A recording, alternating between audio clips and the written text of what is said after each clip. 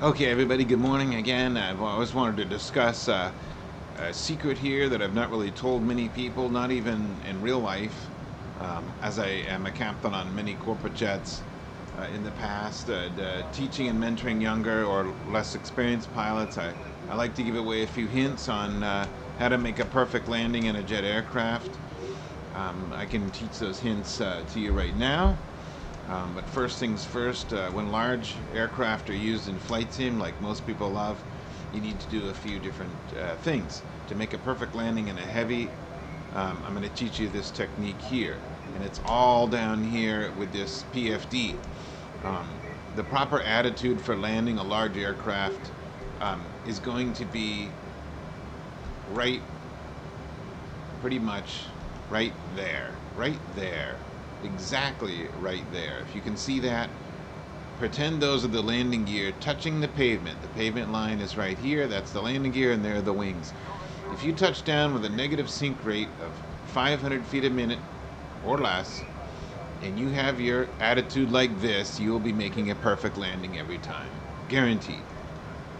So we are flying this demonstration here in Geneva, Switzerland, using the Bravo Airspace Dreamliner 788, which is really quite nice. I do like it. And we're just going to be doing a visual landing here. I went pretty far out on the downwind, so now I've got a... Oh, there we go. The runway's over the lake. We are on the final. I'm going to add one more notch of flaps. Flaps 15. The airport is about 10 miles out. 10-mile final. Nice vapor trail there. Beautiful. Nice. Using the beautiful Chase Plane app.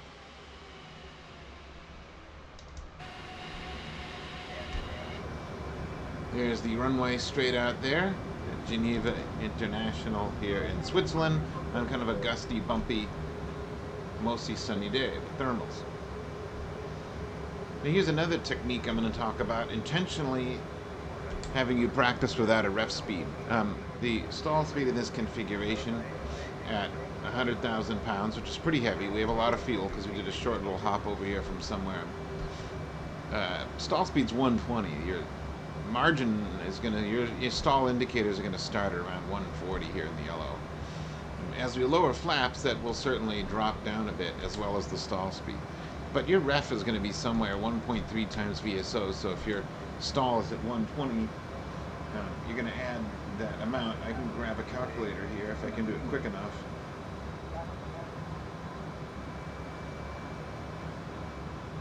It shows about 156, which is pretty fast, but that stall speed will drop somewhat.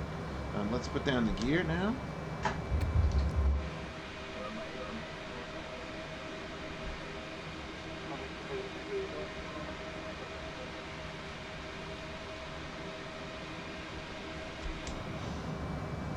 Alright, gear is down and all green. Next notch of flaps, flaps 20. I want to arm the speed brakes.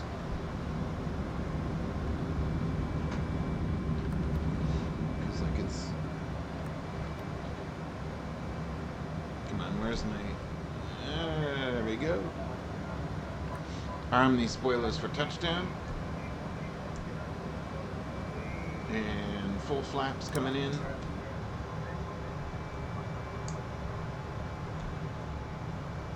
Love how the spoiler tab out here just runs on this aircraft. Beautiful. It's flexing and bouncing wing. Alright, power in. I was at idle for a second. I'm going to get too low here. Powering up. Now stall speed is still around 120 straight and level, but you'll notice it really increases in a bank. I'm going to go to full flaps.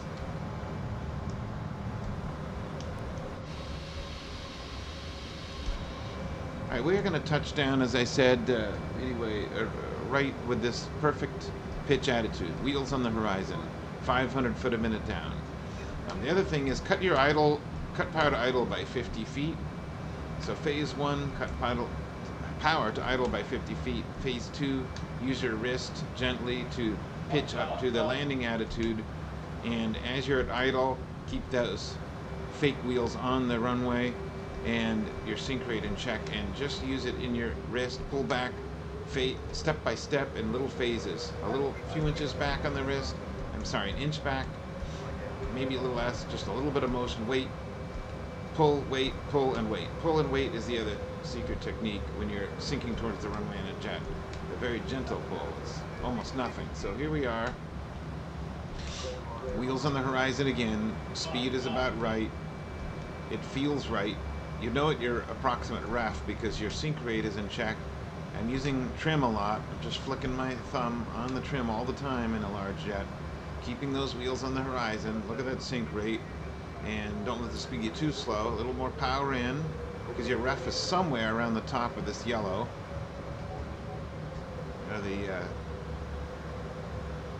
There we go. So we're getting lower here. We're going to be going to idle at 50.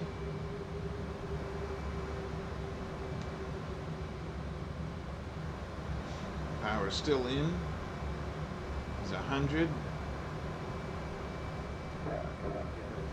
50 power off. All right. Keep those wheels on the runway just like that, and the touchdown will be nice. Okay, go to reverse.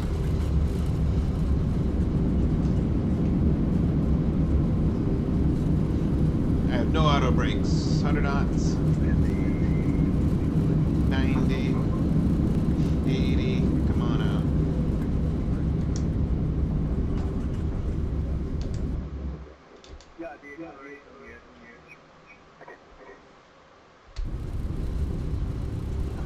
And reverse out.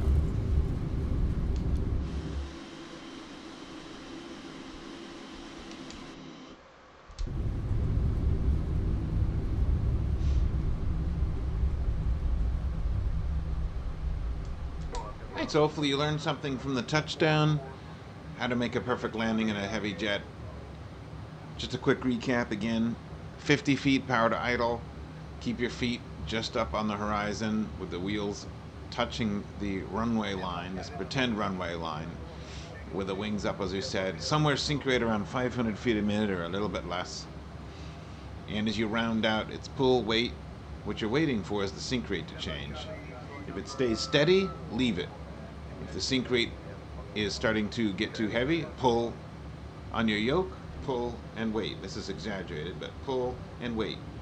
If the sink rate is still too heavy, pull and wait until touchdown. If the sink rate is perfect, you don't need to do anything if your feet are on the horizon, as I just said. Feel it out. Make a perfect landing every time with that little trick. All right. Have a great day. Please subscribe and let me know what you think. Thanks. Bye-bye.